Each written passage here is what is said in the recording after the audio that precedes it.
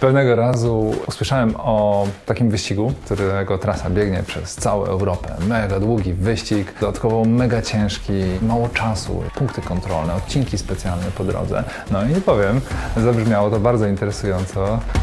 Mam na imię Patryk i mam zamiar przejechać TCR.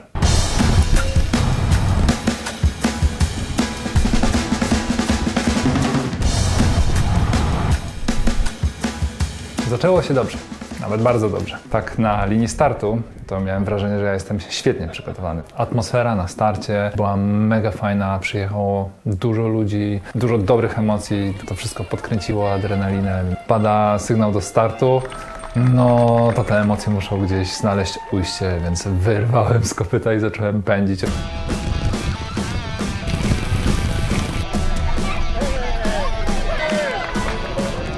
Transcontinental Race. Jak sama nazwa wskazuje, trzeba się przetłuc przez praktycznie cały kontynent. W moim przypadku z Francji do Turcji. Wyścig jest uważany za jeden z najtrudniejszych z kilku powodów. Po pierwsze, dystans. Ponad 4000 km, w zasadzie jednym ciągiem. Po drugie, ilość przewyższeń do pokonania. Trasa biegnie generalnie przez wszystkie możliwe góry, jakie tam są po drodze. No i podjeżdżania jest mnóstwo. Technicznie około 45 000 metrów przewyższenia. To jest mniej więcej tak, jakbyśmy 5 razy wjechali na Mount Everest. Transcontinental jest zorganizowany w formule samowystarczalności, tak zwanego self-supported. Każdy uczestnik ma to pokonać zupełnie sam. Mamy tylko powiedziane, gdzie się zaczyna, gdzie się kończy i które punkty po drodze mamy zaliczyć. Zapakowałem się ze swoim rowerem i ze swoim bagażem na starcie i tak mam dojechać do końca. To, co oczywiście jest dopuszczalne, no to takie korzystanie z infrastruktury dostępnej po drodze. Ze sklepów, noclegów, jak potrzebuję naprawić rower, muszę sobie znaleźć jakiś warsztat rowerowy czy sklep. Takie założenie wymagało przygotowania się w wielu aspektach na zapas. Cały sprzęt, który skompletowałem, to wszystko było wyważone co do grama, wszystko miało być jak najlżejsze, jak najmniejsze i sprawiać jak najmniej problemu po drodze. Włączyła się schiza, w której muszę mieć wszystko idealnie wyważone. Jeżeli mam do wyboru jednego multitoola i drugiego, jeden waży 100 gramów, a drugi waży 50, to wiadomo. Zakrawało to już o takie absurdy, że nawet wyszukiwałem sobie bardzo konkretne dętki. Jeżeli na każdej dętce będę miał 30 gramów różnicy w wadze, no to już nagle się to uzbiera. Ciekawym zagraniem ze strony organizatorów jest też to,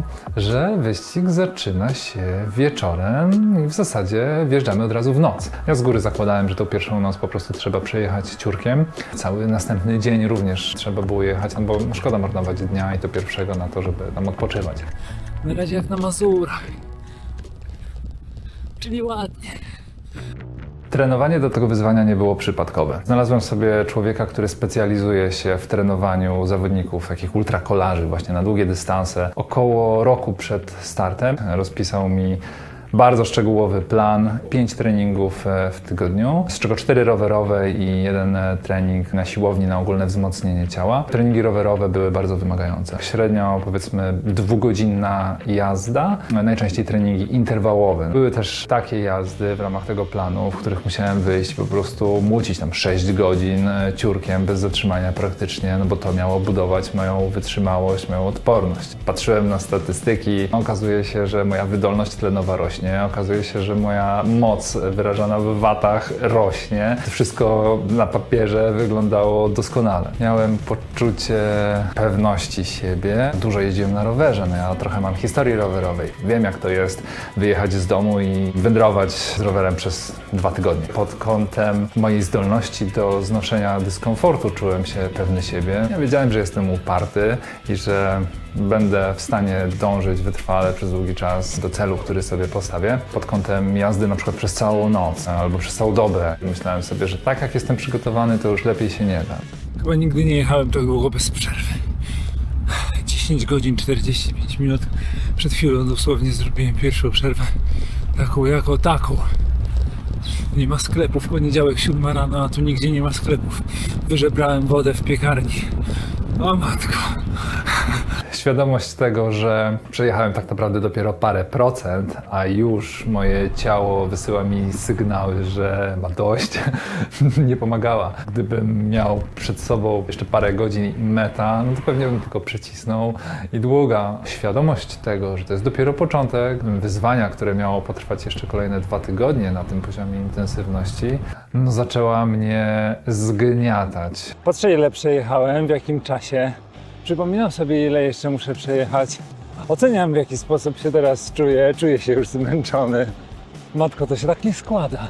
Wiedziałem, że będzie to dla mnie próba motywacji, charakteru. Przez większość życia to raczej unikałem dyskomfortu i wyzwań. Łatwiej było gdzieś tam po prostu się ślizgać pomiędzy obowiązkami. To był dla mnie dosyć ważny element całej tej układanki, czyli to potwierdzenie tego, że taki ambitny cel jest możliwy do zrealizowania.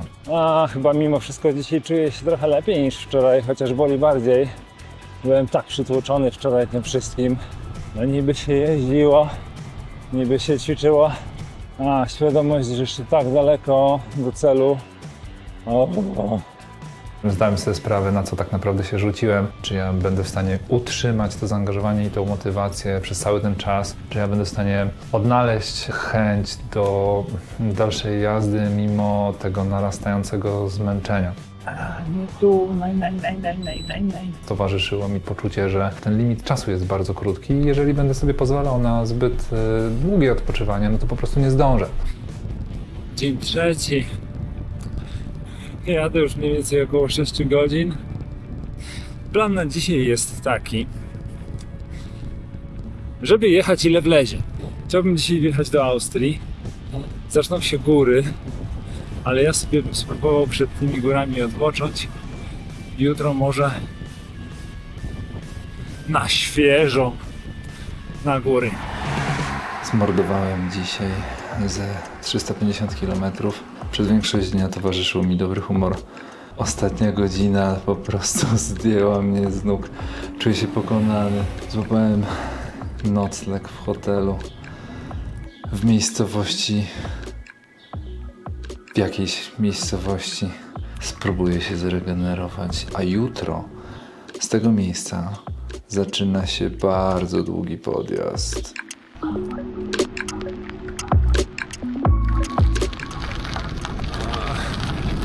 No więc jest poranek, 4. dzień. Obudziłem się dzisiaj totalnie pęknięty w pół. To, na co nie byłem do końca gotowy, to w jaki sposób formułowały się moje myśli. Większość historii skupiała się na takim ciągłym odbijaniu piłeczki pomiędzy tym, że na ten moment czuję się w miarę dobrze i dam radę i to jest możliwe, a pomiędzy tym, że górę biorą moje zmęczenie i zrezygnowanie i w zasadzie już tylko czarne myśli i chyba już nic z tego nie będzie.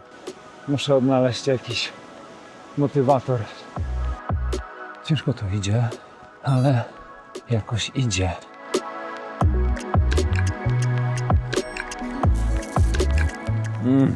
Jaki dobry. Jest trochę słoneczka wreszcie. Już niedaleko. Ładnie tutaj. 2504 metry. Zjem tam śniadanko. Pozwoliłem sobie na kawkę na górze. Zjadłem. Trzeba zapierniczać, także tak się wzium, to będzie w dół. Raz w górę, raz w dół, gdzie ten podjazd jest ciężkim wyzwaniem, gdzie trzeba było się napiąć i zrobić to poniekąd na siłę, wiedząc, że tam na szczycie będzie nagroda. Po pierwsze w postaci jakiegoś pięknego widoku, a po drugie następującego po tym szczycie zjazdu, gdzie można po prostu puścić hamulce i polecieć.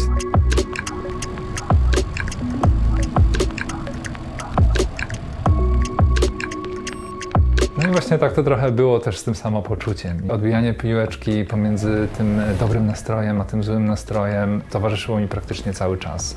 Raz chcę to zrobić, raz mam dość, już nie chcę tego zrobić.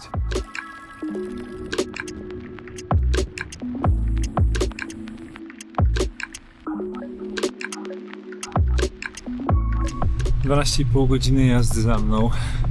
Ten dzień był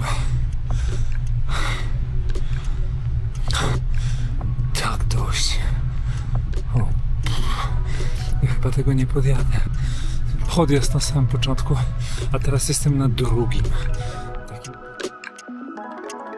Takimi rzeczami, które napędzały mnie do dalszej jazdy, najczęściej były miejsca, które zachwycały mnie, których nie mogę oglądać na co dzień. Wiedziałem, ojejku, ja właśnie po to tutaj przyjechałem. Zawsze wtedy, kiedy czułem się dobrze, starałem się trzymać tego uczucia, trzymać tej motywacji, tej dobrej energii, żeby pojechać jak najdalej.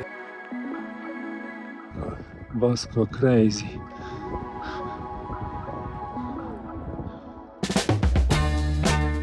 Poranek 5. dnia.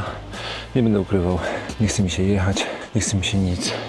Teraz to już chyba jest zabawa, wznoszenie cierpień. Mam wątpliwości, czy ja chcę to znosić. Jak długo będę się na to godził? Prawdopodobnie tak długo, jak długo będę znajdował jakąś motywację. Wczoraj na przykład było już słabiutko, ale kończyłem dzień na bardzo ładnym podjeździe. No pięknie tam było. Na chwilę zapomniałem, że jest bardzo źle. Jakoś to będzie, a jak nie będzie, to też jakoś będzie.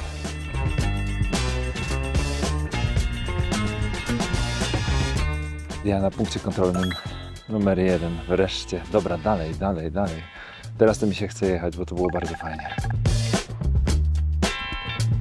Trochę ludzi mnie jednak wyprzedza. No nie powiem. Wolałbym sam ich wyprzedzać, no ale zobaczymy. Pod koniec dostanie więcej sił, to będę się ścigać. Na razie asekuracyjnie. Niestety było to nieuniknione, żeby w pewnym momencie przejść na tą drugą stronę mocy, gdzie górę brały te negatywne emocje. Czasem wciągało mnie to naprawdę głęboko i wymagało to wręcz drastycznych środków, żeby znowu to przełamać i znowu zmusić się do tego, żeby wsiąść na ten rower.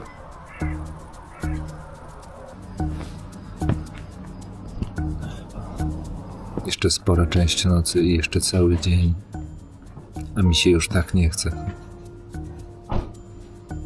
Co to będzie? Ciężki poranek. Mój dzień zacząłem wczoraj. Odnalazłem jakiś stan umysłu, który sprawiał, że dobrze się czułem, że pomyślałem sobie, dalej pojadę.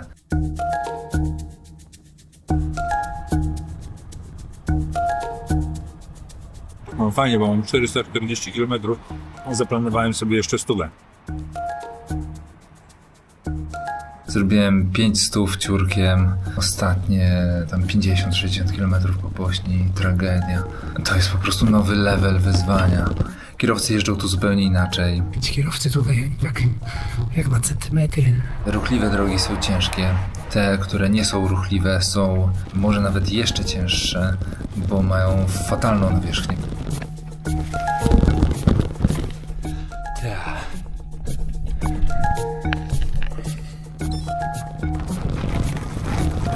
Ani jednej chmureczki.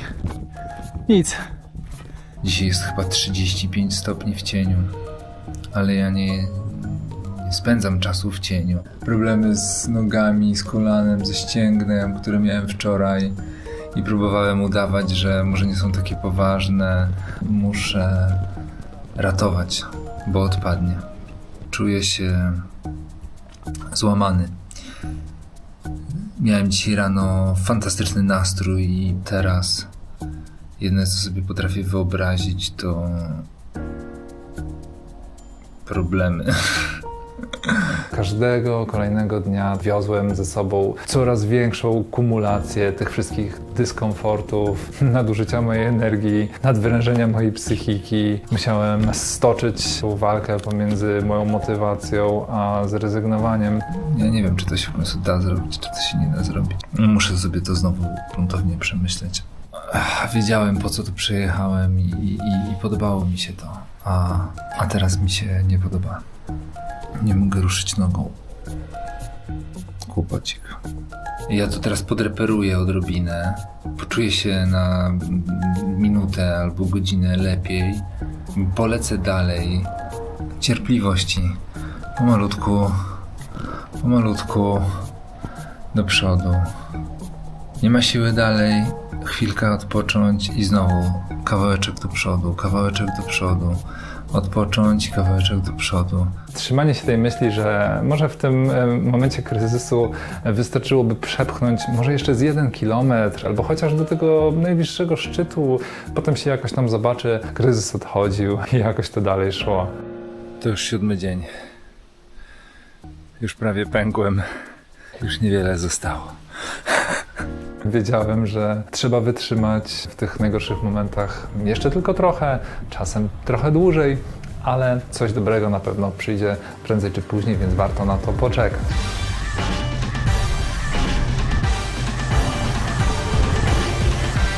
Gorąco jest w piekle, ale brzoskwinki mają zawodowe. Chyba dzisiaj już 8 dzień. Fajnie się śpi. Zrobiłem sobie pranie. Zaczyna brakować czasu. Dobra, pędzę.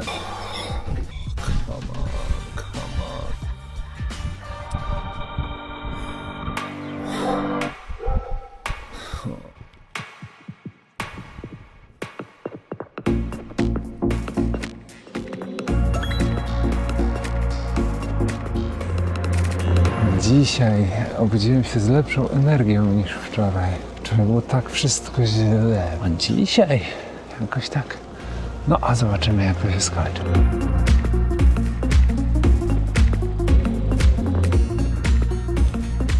Ostatnie 4 morelki.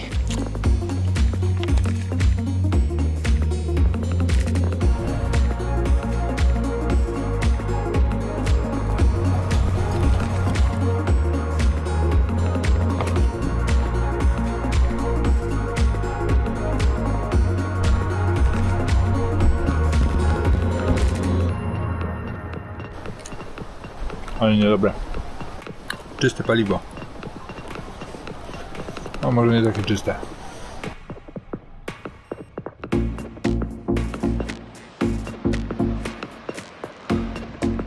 Jestem po 13 godzinach jazdy. Chciałem dzisiaj jechać długo.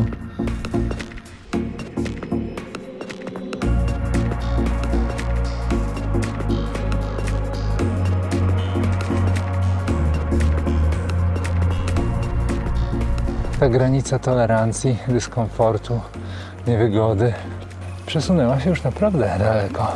Pewne rzeczy, które dzień wcześniej wydawały się nie do zniesienia, dzień później wydają się już prawie normalne. Więc się wsiada i się jedzie. Potem nadchodzą kolejne problemy, wątpliwości.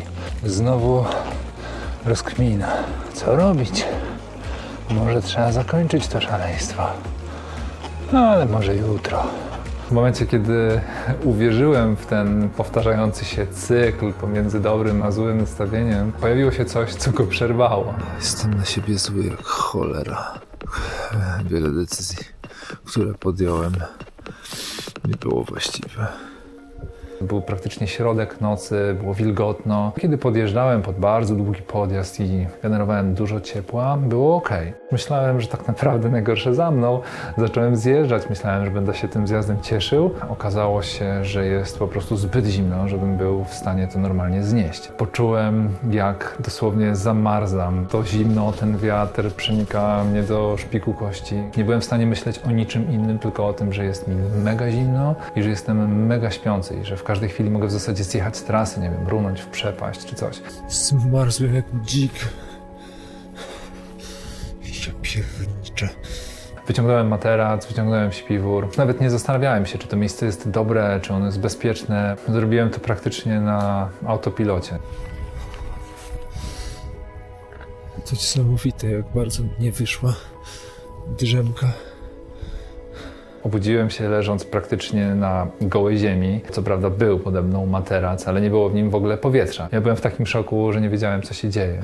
Wiedziałem, że nie mogę tam zostać. Byłem tak zrozpaczony. Myślałem tylko o tym, jak się ogrzać i jak trochę się uratować. Muszę się jakoś rozgrzeć. Jazda na rowerze w takim tempie, w jakim jestem w stanie jechać, to w ogóle mnie nie rozgrzewa.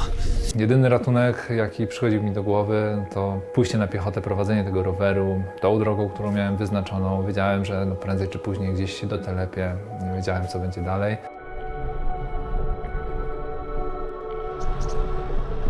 No i tak się sturlałem, jakoś doszedłem do jakiejś małej restauracyjki, tam dostałem kawę, potem herbatę, potem śniadanie. To było ciężkie, byłem tak złamany. To był moment, w którym byłem przekonany, że to jest koniec po prostu. Może to był wynik złych decyzji. Czasem się podejmie lepsze, czasem gorsze, a potem trzeba znieść konsekwencje. No i nie wiem, co teraz będzie. Na razie udało mi się trochę załagodzić ten kryzys. Zadzwoniłem do Mileny, powyżalałem się, trochę porozmawialiśmy. Zupełnie nie mogło przejść mi przez gardło to, że będę rezygnował z wyścigu.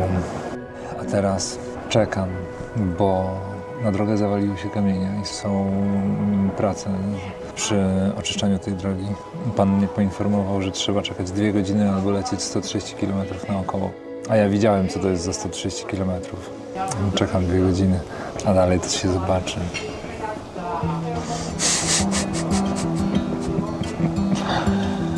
Już poziom desperacji jest tak wysoki, że już mi się nawet płakać nie chce. Już tylko się śmiać będę z tego.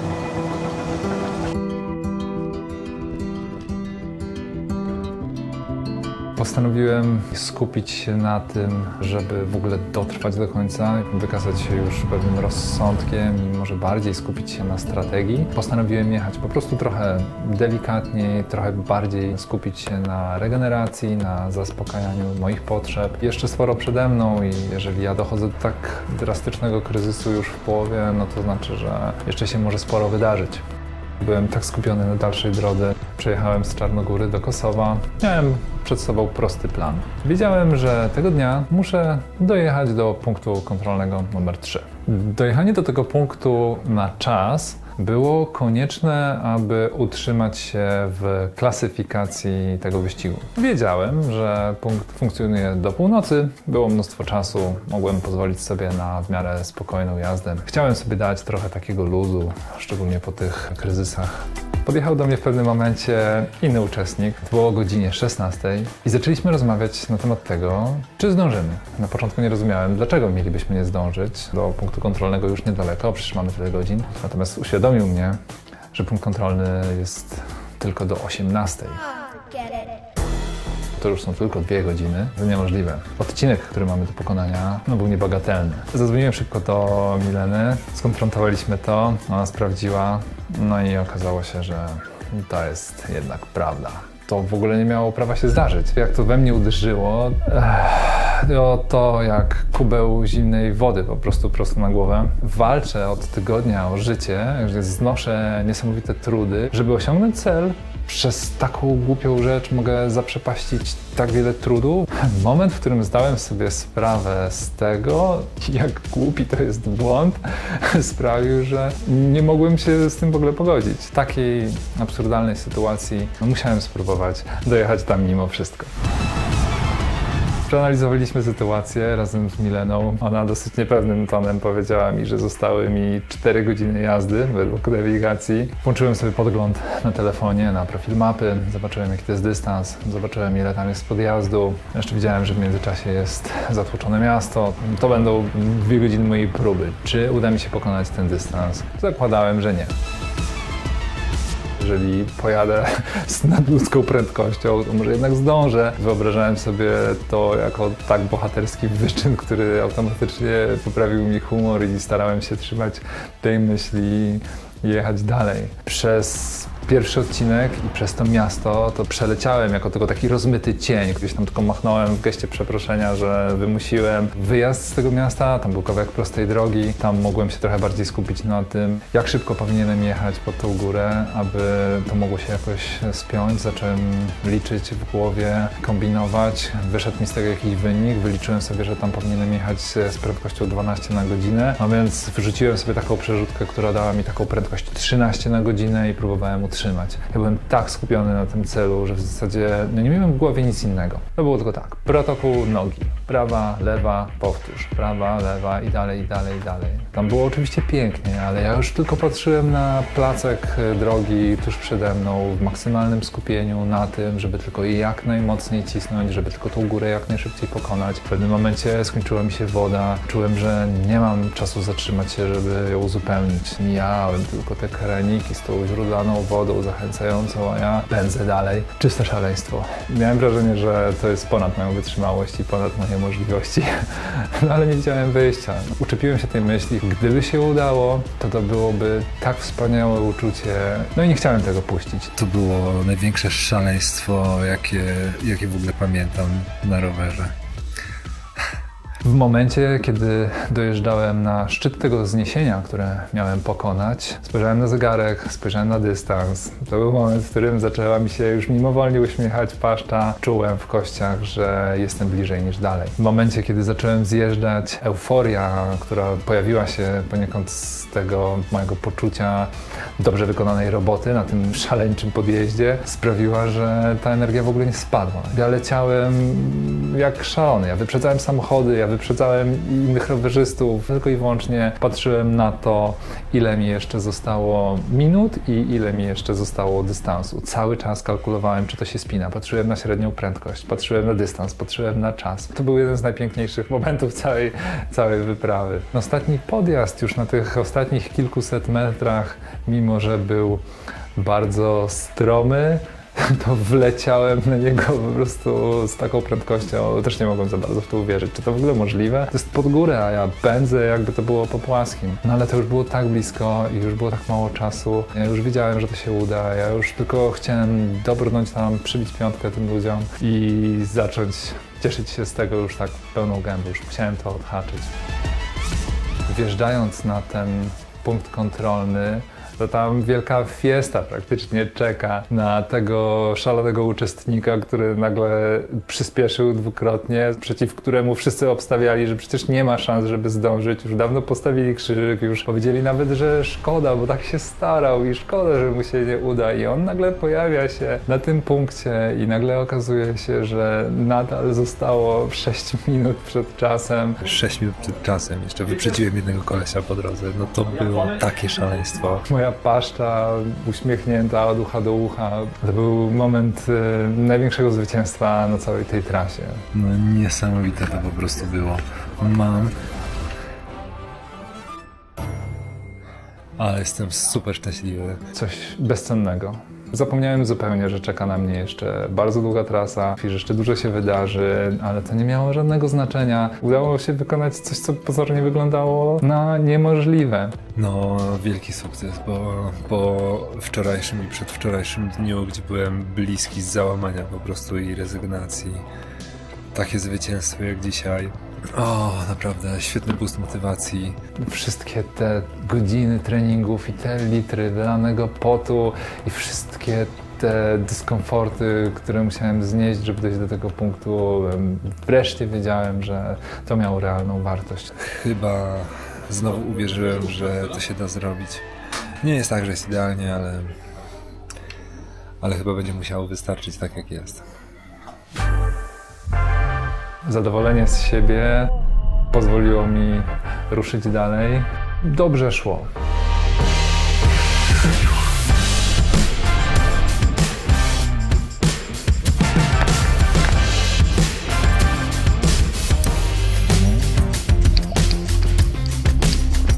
Narzędzie ostatniej szansy.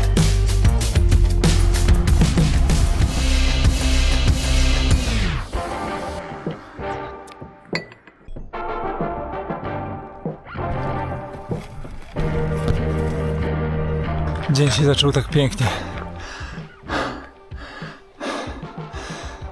I już jest tak paskudny. Miał być asfalt, a jest znowu gruz. No nie mogę po tym jechać. Pcham 10 km. 2 godziny wypychu jeszcze pod górę. Byłem taki zadowolony, że nadrobiłem.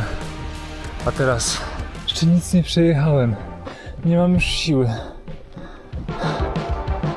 Leżał sobie, po prostu spadł. Wreszcie pongoliłem go o kamień. Może to będzie nagroda za ten trud. O matko.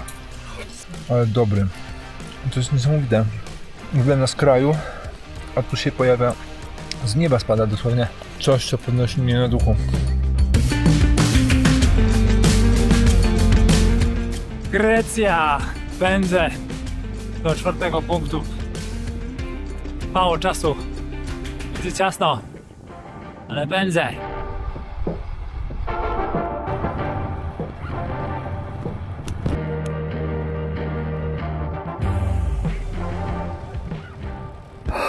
Jestem wycieńczony. Żeby teraz podojeżdżać na czas i do tego 4. punktu i do mety, to już trzeba w zasadzie tylko jechać. Więc dzisiaj jest hotel, Jutro się zrywam, jeszcze zanim się w ogóle pojawi tu jakieś życie. Moje ciało jest tak zniszczone, że nawet nie chcę nic mówić na ten temat. Liczę na to, że jutro wstanę, będzie bolało, ale zacznę jechać i jakoś się rozejdzie.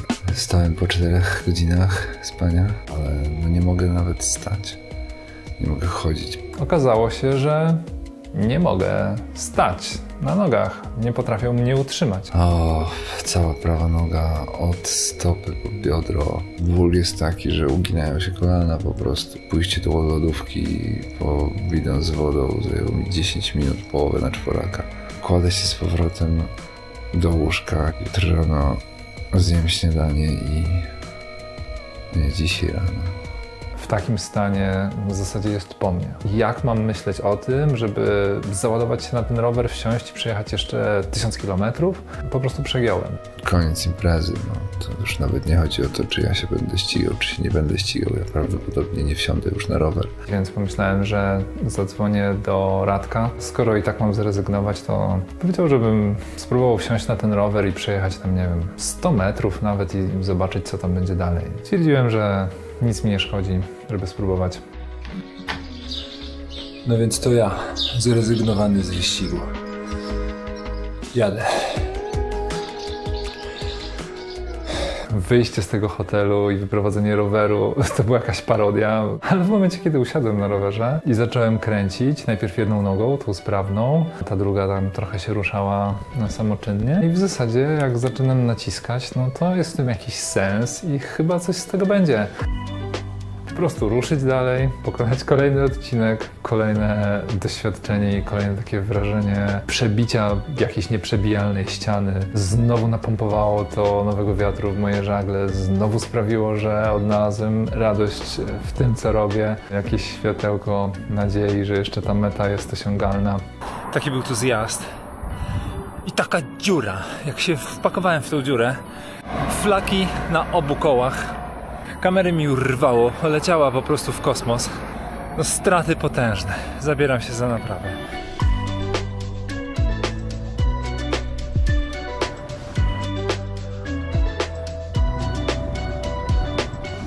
Dziwnie się zaczął dzisiejszy dzień. Miała być mobilizacja, miało być pędzenie do punktu 4. Chciałem dzisiaj jechać porządnie przez cały dzień. Tknęła mnie myśl o tych dodatkowych dętkach, bo jakoś miałem tak ostatnią, więc musiałem kawałek nadrobić. Kupiłem. Godzinę później już ich nie miałem. Zbliża się noc. Najlepiej w sumie byłoby wytrzymać i dojechać do tego 4. punktu, tam się zregenerować, a potem już pociągnąć do końca. Czuję tą nogę. To jest taki problem zamieciony pod dywan trochę. Zaraz wylezie. Zostało bliżej niż dalej. No może już się uda po prostu tak napiąć do granic wytrzymałości i jakoś dopełznąć. Śmieci, śmieci, śmieci.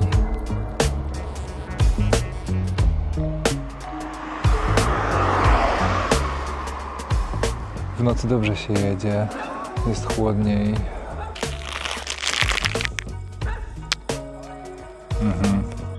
Nie ma to jak ciężka noc po ciężkim dniu. No, trochę odpływam. W takich chwilach jak ta, człowiek ma po prostu potrzeby. Jest głodny, musi coś zjeść. Kurde, mało mam jedzenia.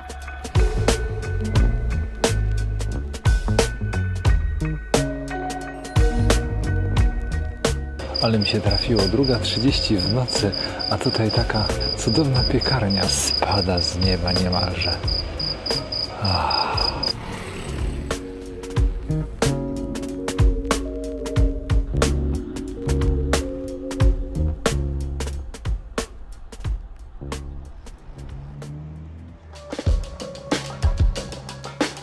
Przebiłem się przez granicę, ależ to była przeprawa. Ale jestem zmłocony, całą noc rąbałem po prostu. Myślałem, że się prześpię, ale jak się zacząłem rozkładać, to taka plaga komarów, to tak mnie napadło, zacząłem uciekać i za granicę. No ale tu jakoś spoko.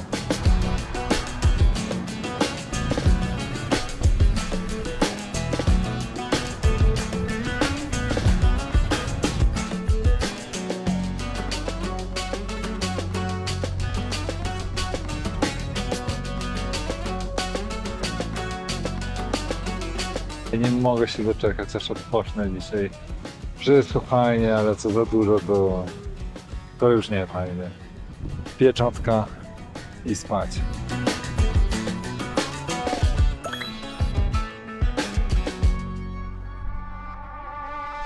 Tętniące życiem miejsce wybrali na ten 4. punkt. Bardzo fajny segment. Tak tutaj pachnie pięknie. Tureckie jedzonko, ale to jest takie pyszne. Muszę zjeść pewnie jeszcze z jedną rzecz. Powiedziałem, że chcę to, co wszyscy. Fantastyczne. Kurde, wezmę więcej tego. Wezmę jeszcze jedne te lody z tym sernikiem. Pojadłem, piłem, a potem jeszcze pojadłem i czuję, że już pora spać.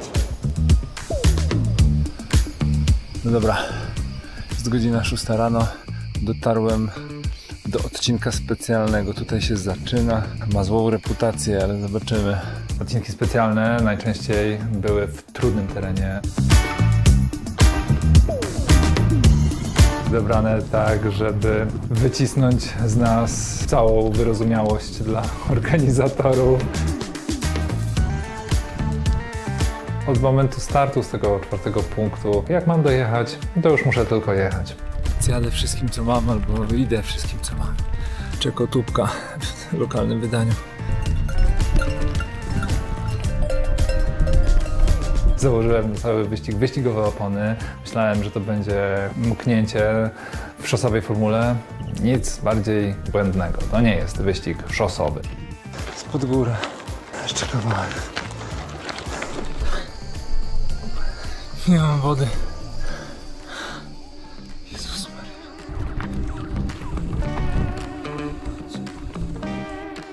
Jestem głodny, jestem załamany. Jadł cukier. I tyle. Szerszenie jakieś, kurde, ja nie wiem. Nie wiem, co się stało. Byłem głodny i zrozpaczony. Przyjechałem gdzieś i ludzie tutaj na środku wydają jedzenie z przyczepy, z traktora. Ja nawet nie mam jak za to zapłacić i próbowałem im to powiedzieć, ale powiedzieli, że spoko, po prostu mi to dali i powiedzieli, siadaj i jedz. I nie wiem, czy mogę być teraz bardziej szczęśliwy niż jestem, bo już myślałem, że umrę. Już chciałem umrzeć. Ale teraz chcę żyć. Jest. O ile miałem jakieś obawy na początku, jak to będzie w tej Turcji, w tym dzikim kraju, pierwszy kontakt z ludźmi całkowicie pozbawił mnie tych obaw. W pewnym momencie miałem wrażenie, że czuję się tam w zasadzie najbezpieczniej od samego początku. To po prostu nie mogę uwierzyć. Uratowali życie. I jeszcze na koniec pan mi wcisnął garść galaretek. Nic nie zrozumiałem tego, co pan mi mówił. Ale wszyscy mieli uśmiechy na twarzach. Tak miło, że aż dziwnie. To, w jaki sposób ci ludzie tam żyją, wywarło na mnie ogromne wrażenie. Zaskakiwali mnie praktycznie na każdym kroku. Chęcią pomocy, bezinteresownością, szczerością. Miałem poczucie, że odnalazłem tam taki świat, za którym chyba się stęskniłem, albo może go nigdy nie znałem, nie wiem. Chyba za dużo już tych nocy jadę. Za mało śpię, już nie jestem taki świeży, już nie jestem taki rzeźki. Żeby teraz nie zepsuć czegoś tak na sam koniec. Teoretycznie zostało stosunkowo niedużo. Nie wiem w sumie, czemu nie śpię w hotelu dzisiaj, tylko się pałętam po nocach po jakichś wsiach. Nawet nie wiem, która jest godzina i chyba nawet nie chcę wiedzieć. Drzemnę pół godzinki albo godzinkę i lecę. Poleżałem chyba z godzinę. To nie był taki do końca sen. Bardziej taka trochę senna medytacja. Jeszcze...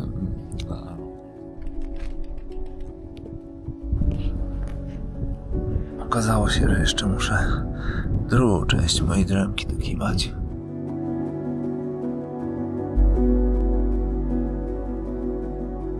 Mam fatalny kryzys.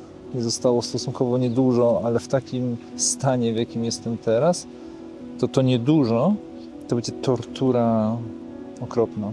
Mój mózg już nie pracuje i wszystkie obwody popalone. Najem się, poleżę, nie wiem ile, nie za długo.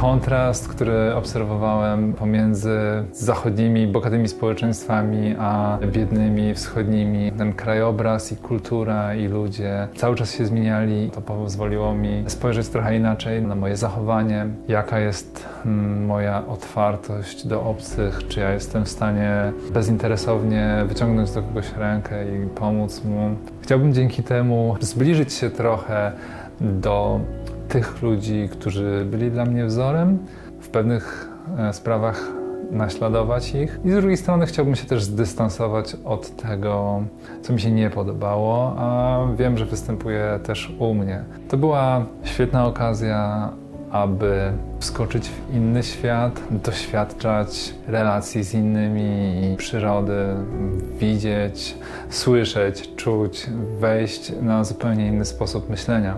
Odnaleźć taki spokój w głowie, który trudny jest do odnalezienia wśród codzienności zabieganej, obowiązków, stresów. Cały ten ciężar, to napięcie, które kumulowało się we mnie przez długi czas, znalazło wreszcie ujście.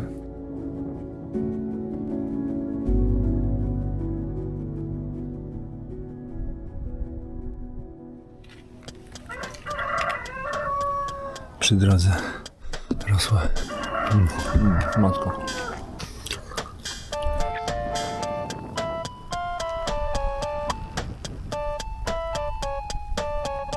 Te ostatnie dni w Turcji to już było takie dopełnienie całej tej trasy. To, co się miało wydarzyć gwałtownego, to się wydarzyło. To, co miało się wydarzyć pięknego, to już się wydarzyło. Już miałem poczucie, że ta podróż dała mi wszystko, czego oczekiwałem, a nawet więcej. Nawet się nie zastanawiałem nad innymi sprawami. To już było takie mechaniczne kręcenie.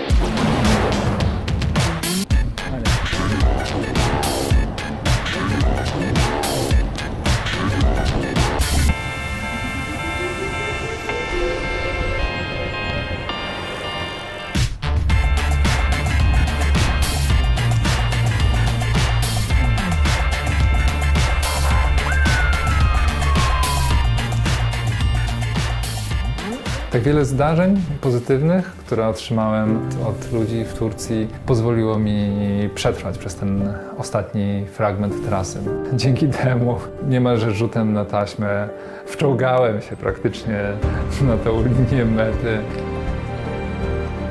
Hello there, Patrick. Yes, How are you? I'm so happy to see you here.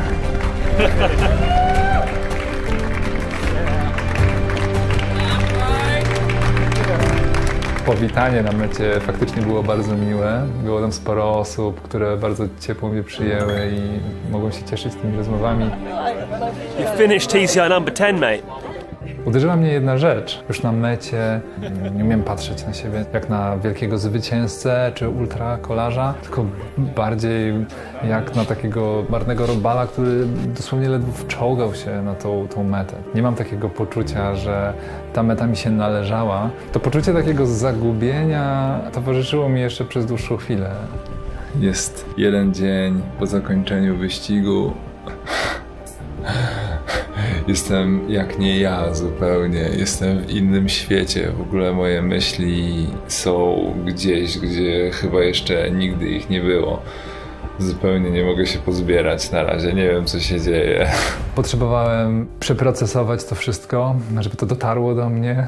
To nie meta była ważna, w zasadzie nie sam moment osiągnięcia tego celu, ale ta droga, która prowadziła mnie do tej mety. Ona przyniosła mi te wszystkie doświadczenia i to ona mnie zmieniła. Niedługo potem pojawiają się wyniki oficjalne wyścigu, w których finalnie ląduję na zaszczytnym 104 miejscu.